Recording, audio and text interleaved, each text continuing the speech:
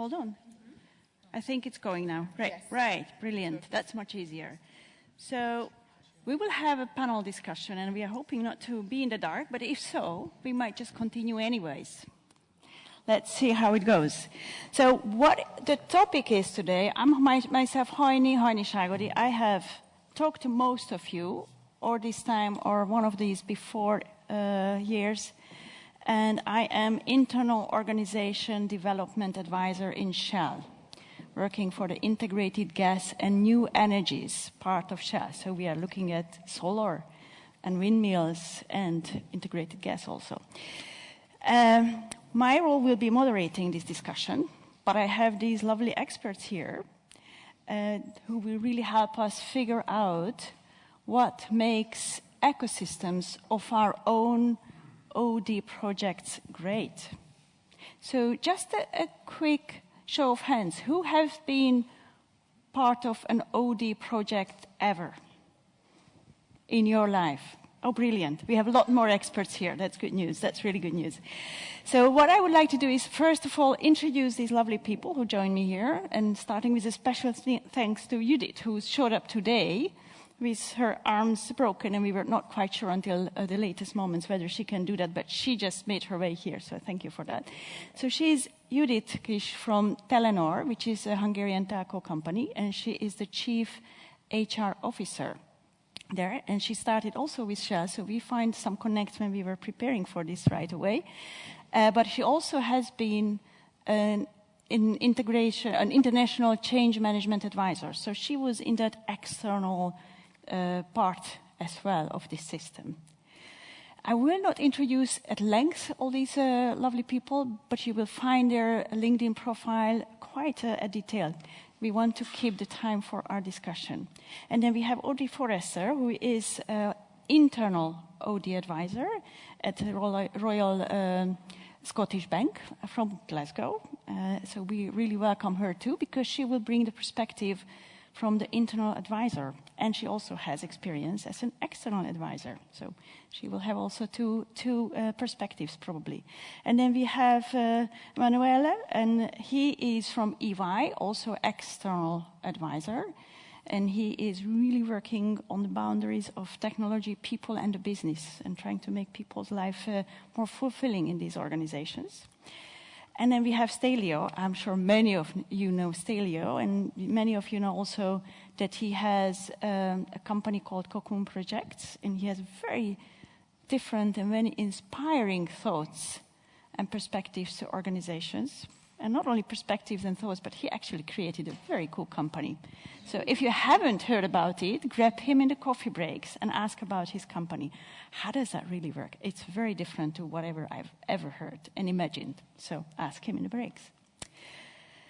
So just a little bit about the definition of ecosystems, because when we were preparing, like, what do we mean by ecosystems of our projects?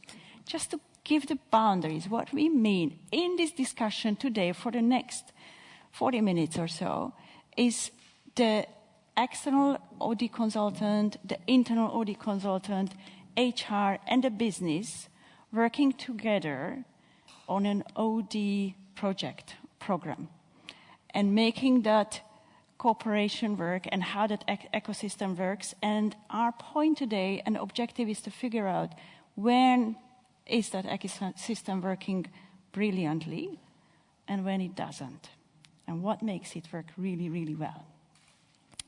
So just from my perspective, when I was at university, I have once had a project. I had to write a project about a training and people development approach of a company. And I ended up by then in the 90s in Hungary with Accenture, by then Andersen Consulting, and it was such a brilliant people development program. I was just amazed, and I said, I want to work at that company. I want that people development. Well, I got to work with them after I finished university, a few years after, and I got the people development, but I didn't know I'm getting myself into that very complex ecosystem. That was not what I knew or expected or had any imagination about. But in any case, for sure, I have seen in my life a lot of those ecosystems, and some of them were really brilliant, and some of them were really, really painful. So the last 2 years before this role, I was working with projects and technologies in Shell, and we reorganized the whole lot, which is 15,000 Shell people, plus maybe another 40,000 subcontractors who are working for those projects and research and development.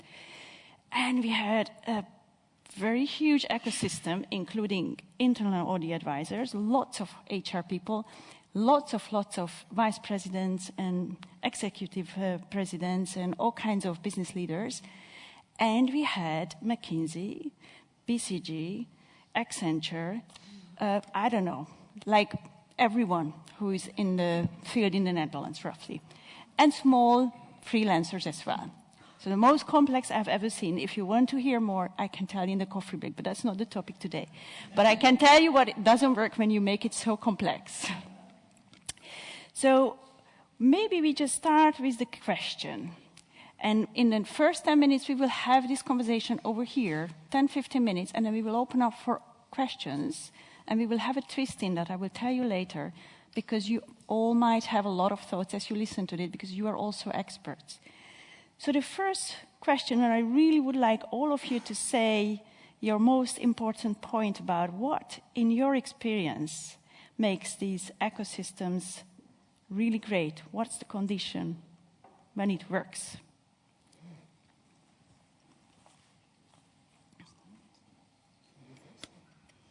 I was thinking about, can you hear? Yes. Yes. So I was thinking about that question already before I came, and I thought that probably I haven't ever seen around myself a really well-working ecosystem on org design. And I highlight that on org design. And I was thinking for days that why is that? And I was thinking about a family and a family therapy, when the external consultant would like to tell you what to do with your system. And does it work?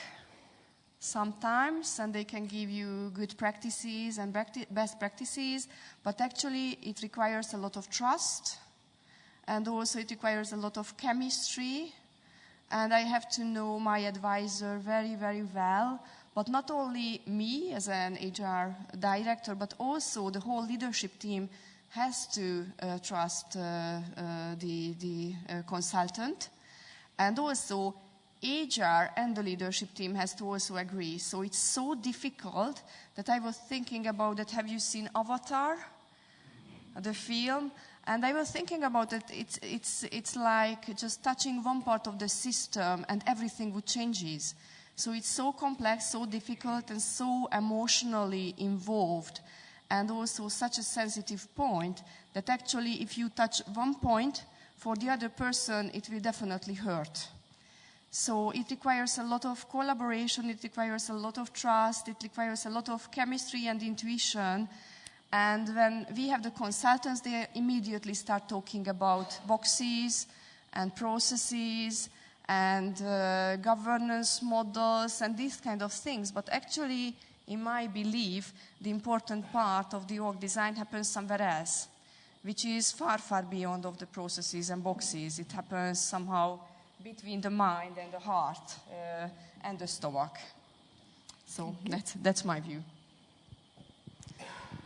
In my experience, I think when it works, really what you're able to tap into is four absolutely fantastic catalytic roles for organizational change, and understanding each person's what each parts of those the organizations bring to the party to be able to leverage it effectively. And I think a lot of that comes with taking the time to understand role expectations. So you'll be familiar with the role given, role taken analogy, and really understanding what each part of those in the system can bring to it. And I think very often the other piece for me is a really shared understanding of the context within which the business problem that you're trying to address, and that requires business, HR, OD, and your externals to be coming together, because I think otherwise they're potentially all trying to solve quite different problems. So trust is surely the first one, but there are two kinds of trust. The first one is trusting the consultants, internal consultants or external consultants. Oh, okay. But actually, too much trust could be a problem, meaning that if you really believe that you are paying a consultant, and I'm in Ernst & Young, so we are paid to do that, to solve all of your problems, well, you're wrong. Mm-hmm. Because there is no consultant that can tell you what to do for two reasons. The first one is because they don't know you, so context. But the second one is also because even if I had the answer, your organization would reject my answer. Mm-hmm. Because the only way to succeed is to co-create the answer. So at the end, I don't believe in consultants bringing 1,000 slides and giving you the truth. I really believe in consultants sitting with you and trying to co-design and to share the ownership of what different pieces of the future could look like. So it's trust on the uncertainty. It's really accepting that you don't know, and consultants don't know as well, and you are not paying us or them to get the answers. You are paying us to get the ideas and to facilitate this process of growing together. And believe me, this is very difficult because many clients are not paying for that. They really expect you to come in with your toolbox and, yeah, these are your 10 answers. Done. Well, it doesn't work that way. Thank you. So we tried to agree that we had to disagree today, so I'll try to do both. Probably the most important realization I've made recently on my work is that it, at the end of the day, is somehow a reframing of fear. So what I end up doing in my work is helping parts of the organization, if that thing exists, people mainly, to let go of some kind of fear. And we can have a long list, and you will recognize almost anything we do in our work as that. And normally that fear, I've been thinking, where does it come from? And I believe that it comes from an illusion of separation. So our way of seeing things separate generates all of the fears we deal with. So the first thing that it makes great when it works, I think, is stop separating stuff. So, for example, when we ask what is an ecosystem, and we start enlisting the parts, the people that make it, or we say it's because it's not just the people, no? It's the ideas that flow, it's a lot of stuff. And also when we say internals and externals, we're setting up the conditions for that not to work well. So basically, I think that we need to learn how to co-learn and let go of this separation. We are built to see things polarized and separate. This is our individual perception of life. So once I see life from my perspective, there is a front and a back, and before and an after, and up and down, and external and internal. But then if you think about it, those things doesn't exist by themselves. It's just a perception. And the same goes for limits and opportunities. And this is back to our work. So limits and opportunities, if you think about them, they don't exist on their own. They exist in the intersection, and here I agree with you at the end. They exist in the intersection between contexts, identities, and trajectories. So the moment people come together, they define the limits and the opportunities. So this is why you want more people, different contexts, different trajectories to interact in the project. And that's when it works very well. In spite of how you want to label them external and internal, because that releases that fear of separation and make you generate a new reality. So I think it's very much, we have a responsibility there. For example, to make it practical, in my company, we try to take off everything that creates separation. We had customers take part in our governance. We don't have contracts. We just deliberately decide to trust the customer. And if it goes well, we lose the money. That's a calculated risk. If it goes wrong, we lose the money. If it goes well, normally we don't. And on the other hand, if they want us to sign something, we do it, because otherwise we would generate other fear. So I think we can do something in our design work when we design things to ask ourselves, how do we release that fear? How do we don't create two sides of the table in any situation as much as possible? Yeah, so great points. I don't think I could truly disagree with anything. My struggle is always, it's like common sense. Yeah, trust. Yeah, let's have good understanding. Let's not have separations. Problem is, it's not common practice. And guess what? This is our issue. This is our issue. There is no one else to do this better for us. We are part of it, and we are the professionals. So just maybe, Emmanuel, you had quite a strong point about consultancy and how it is or not defined well. What do you think we are not doing as external consultants enough to shape these ecosystems? So it's not always perfect yet. But I want to comment also on the internal side. But on the external side, I think we are not sharing enough.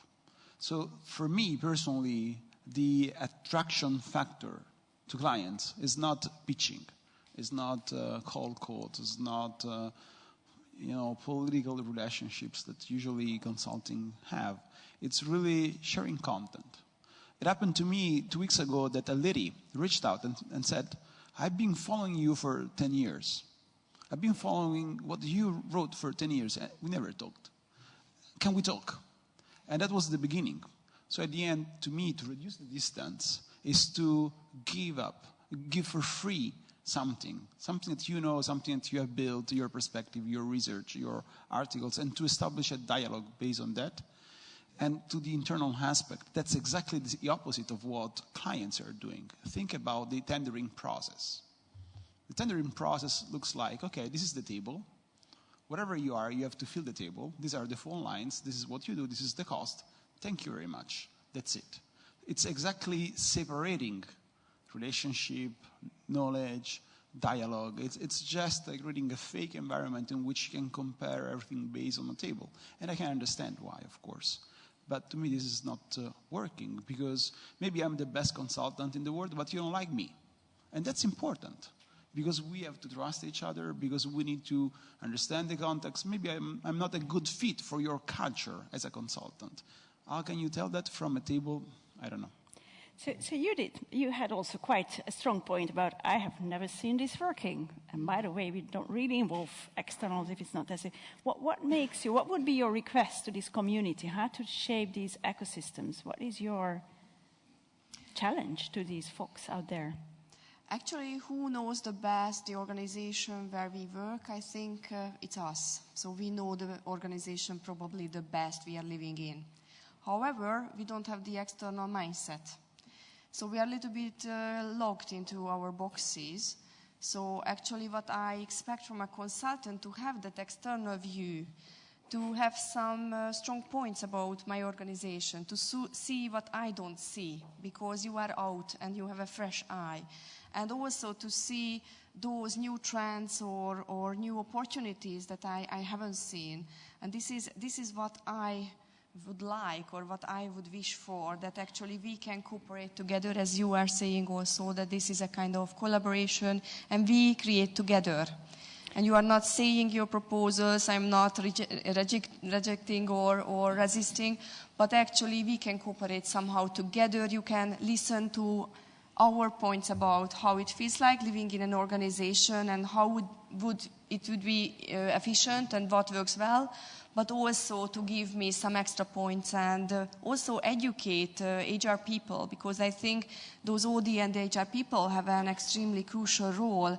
And when I felt that it could work, actually it was when we got educated and HR people started to understand what you are talking about. Yeah, I think that probably it sounds hard, but that's the truth. So for the company perspective or the corporate perspective, I think this education part is extremely important, that you can educate as many people as you can from the organization, those people who can make an impact from inside. So may I go just beyond that? What I think we are doing, but many companies are doing, is not just educating, because again, educating is the belief that I know or you know and they don't. And I don't believe that's true, but in any case, I don't believe it works, and that's what's most important. What we are doing is really immersive co-creation. So at the end, I'm not coming there to tell you what the world looks like. I'm coming there to facilitate an exploration, a discovery process with the people.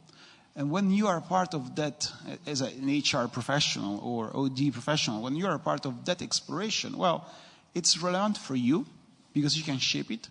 It's relevant for you because you are doing it, and then you really believe in what you are seeing, and that's already change management. So you really started to change the thinking, the mindset, and the ownership of the future of the organization. So we are moving away from, talking, doing speeches and presentations and pitches, and really starting to, let's take our problem together. In a very light way, in a very quick way, as an investment, but let's give something for free. And let's see what happens after that. And to me, that's the beginning of that trust and conversation. So it sounds like, in theory, it's easy to agree. What's going on in real life, Audrey? What do you think? Why is it so easy to agree here and it's just not happening out there? I think it's back to, and maybe a number of us here, there's some a shared kind of like mindset and experience. And I think very often context, as we know, is so important and so critical.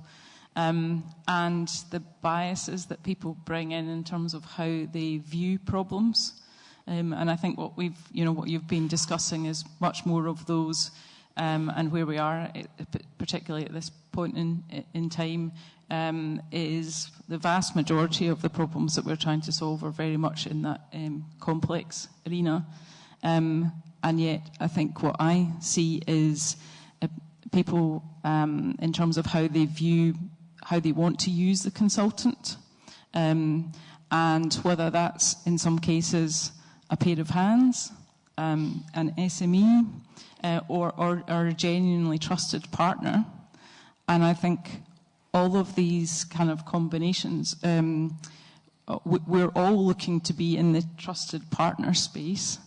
But the types of problems and the way that people frame them, sometimes I think they have a bias to frame problems in that, if you're familiar with the David Snowden Cynefin, they have a bias to frame them as very simple problems, when in fact, when you really explore the sense-making together, you're in a very different situation. But it's how, whether or not clients, as I've found, are open to that, and how you can get them to that point. Mm-hmm. So I often think about it in a lot of the work that I'm doing. I make some, you always make some starting assumptions, and I view it as a little bit of a continuum. And I always think I'm maybe about here in the line, and then by the time you've done some more of this discovery, you actually realise, as far as having a shared understanding, you're probably somewhere to the left, and there's a lot more work that needs to be done before you can get to the point where you're ready to actually move on. Yeah. So I think it's just it's complex, so it's easy to talk about, but in practice there's so many things going on, and we're only one part of the overall ecosystem.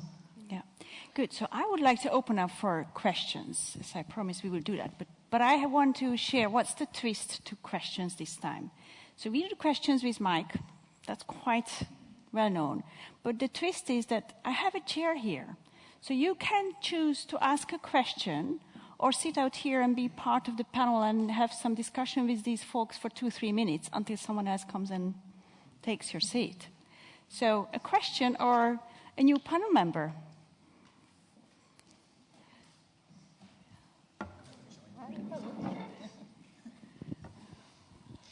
I am Andreas, and I think I've done my first organization design project when I was still doing my PhD. Must be about 23 years ago or something like that.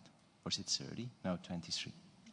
So I've been doing a lot of those projects, and now that you asked the question that you were asking, why is it working in theory and not in practice? And what I always find, or what I think would be interesting to discuss about, is organization. In how I see it is also or mainly about power.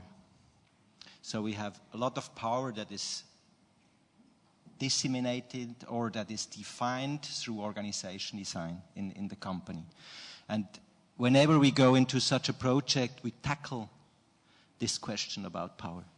And we need to be aware of it, and we need to structure the process. So my experience is as an external consultant, which I work now also for many years, if the client is not ready to accept my way of structuring the process, I'd rather not do it. I give you an example. Many times clients, especially in the public sector, they want a report with some nice things that are inside and some nice solutions. I must tell you, I stopped to do that because I made the experience, it just doesn't work. So I can earn a lot of money, but there will be no effect just in my banking account. And for the rest, it's not worth it. So I think it would be interesting to talk about this power issue and how you feel about that and how you tackle that just to get good solutions. Brilliant addition. So comments on power and how you tackle that in your programs. How do you talk or not talk about it? How do you work with it? In my experience, I mean, power is authority, and where the authority is sitting in the overall system. And that combination of authority and the influence, which I guess is how you think about in terms of power. And for me, that comes a lot back to the decision making, and also who's listening and how influenceable people are. And I think it is interesting when you look at how power may be more distributed in some systems than others. And it's important to understand where that authority comes from and how people give other people authority within the system. But I think that combined with the fear, so the anxiety piece, you can't look at authority without looking at, because they're just present all the time.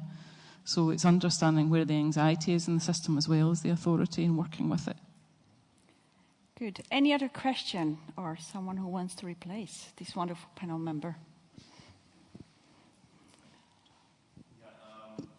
I kind of disagree that... So if you want to be a panel member, please come out here. If it's only a question, just keep to the question. Yes. I kind of disagree that, consultants, I mean, you mentioned that they cannot solve this problem. I think a good consultant can help solve it. But I definitely agree that many times the external consultant, the model that they use is that they work in the lab and they, design their 1,000 PowerPoint slides and they hand it off to the client. That does not work. You have to co-create with the client, like you said. But another critical point, I think, why you see a lot of failures with external consultants is that they do not stick around during the implementation part. They leave you with these very nice, shiny PowerPoint slides, and they don't stick around for the implementation. So that also has to do with the business model of consulting. Basically, if you look at the profitability of implementation projects, it's much less than design projects. Mm-hmm. Even the way that they hire, it's mostly, for intellectual horsepower, analytical horsepower, versus, those type of people that can roll up their sleeves and get things done during the implementation. So what? Yeah. The gap there in the external consulting industry is that there's not enough focus on implementation of solutions. Yeah, so implementation of solutions and going after you delivered the wonderful shiny slide pack. What do you think? I love that. So again, I don't want to be the consultant telling you what you should do. That's very nice, very easy, not very useful. I think clients are really tired of that. So what we are seeing is, okay, great ideas, great data, great benchmarking, cool, you convince me. Now you have to help me doing it. And it doesn't take 1 week, 2 weeks, it takes 6 months or 6 years. And it means, okay, boring stuff, a lot of politics, a lot of resistance, a lot of cultural differences. So it's really, your slaves being there, working with my people and pushing and pushing and pushing. And the money, to be transparent, is not the same because it's not the highly strategic approach. It's really doing stuff. But I think this is the future of consulting to me. So helping organizations change, meaning you have to be embedded into the organization to build trust, to understand the context, and to make things happen. It's an entirely different mindset. And the second point is that my goal is to get rid of myself. So the goal is not even to be embedded in the organization forever and to let the organization depend on you. What you want to do is to empower the organization to be confident, to be equipped, to do things in a different way, and then leave them and let them grow themselves. So what I do at the end of my projects is hiring people on behalf of the organization so that they can do what I did themselves. And I know it's, it's cutting your, your part of the tree, but I think that's the only honest way of providing consulting services. So I'm just reminded that we are behind, which we actually knew when we started, didn't we? We were half an hour behind. So maybe one last urgent question or comment as a panel member, the last one, before I want to have a last question to the panel. So, I actually wanted to follow Andre because in addition to power, there's the psychological dimension. And the idea, again, I'm a gestaltist, and so when I come into an organization, I'm attending to the shadows. I'm attending to what's missing in the environment. And ultimately, when we get a collection of people, we then have kind of the egregore of that group, what's missing, what's there. So what would you say, again, in terms of being an assistant to a system that wants to improve itself? Again, I think the idea of organization development died in the 80s.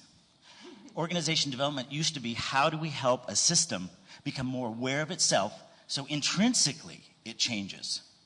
And then we sold ourselves out to process improvement and downsizing and right-sizing. How do you attend to that psychological dimension that you're not being asked to deal with, but it's like power, it's in the system? I think it's extremely important that already at the beginning you can build up some kind of commonly shared success criteria. So you have a vision together. And together it doesn't mean that only with the leadership team, but actually for the impacted parts of the organization, you have a kind of shared vision that what we want to achieve together.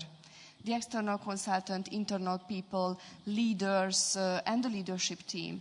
And also just building up on your comment, so by the time the success or the failure happens, consultants are not there. So you are not there when we realize after 6 years or 5 years or 4 years that, okay, we actually failed. Probably we thought after 6 months that we are super happy, but actually our numbers or our organizational effectiveness doesn't reflect on the failure or the success of the project. So I think this psychological element is extremely important during the org design project. As you said, that the organization is full of fear and also political games. So building up that kind of shared vision that we know where we are heading and what we want to achieve. And you are helping us how to achieve that goal would be really helpful. Good. So I will have just a very last question, and I didn't share this question up front because I want you to tell off the cuff what comes up. Over maybe 7 to 10 years from now, what are we going to discuss about this topic? And just give 1 or 2 sentences. What's your imagination? What will be still a challenge, what we have solved? Don't think too long. I think it's a question if there are externals and internals still within the world. So what does it mean being internal and being external? And do we have the ecosystem as it is? Do we have that system at all? Good. All right. And I guess I'm thinking about the gig economy and how roles will change going forward, and back to the contributions that people can make from a collective sense-making perspective.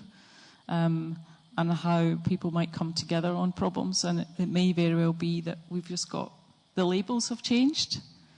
Yep. But I think there's still the various roles that have to play out to understand. But I think maybe the labels will have changed.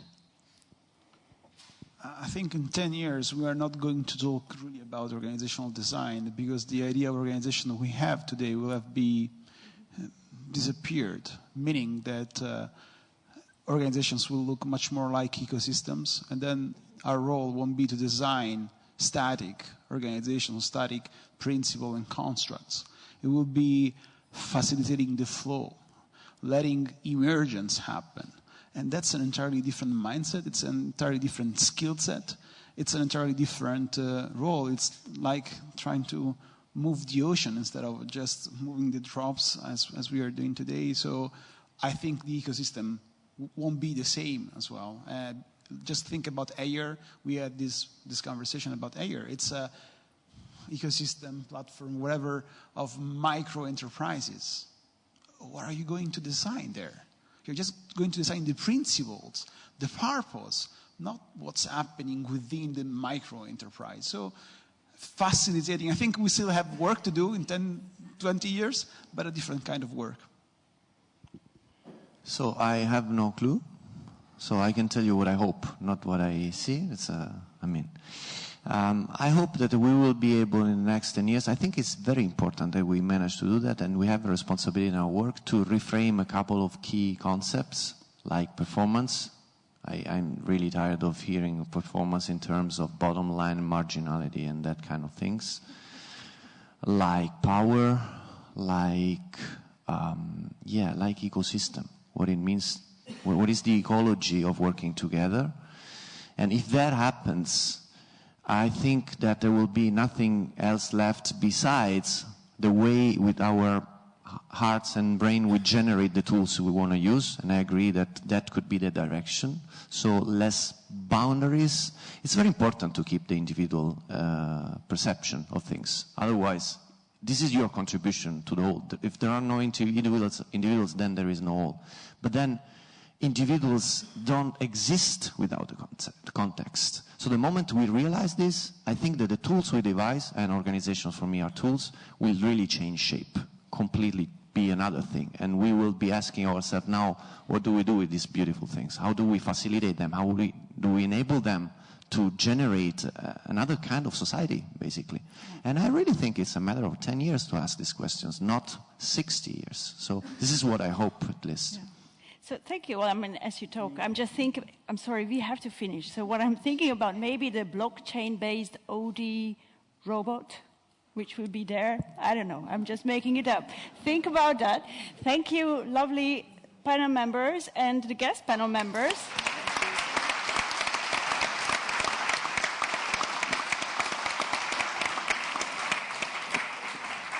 And we are heading to a break, and I have to make an eye contact with Elvira or someone what time we want you back, because we are a little bit 11 o'clock. But hold on, because 11 o'clock we start in the room next door. So not here, but that room. Be back at 11 o'clock. Thank you.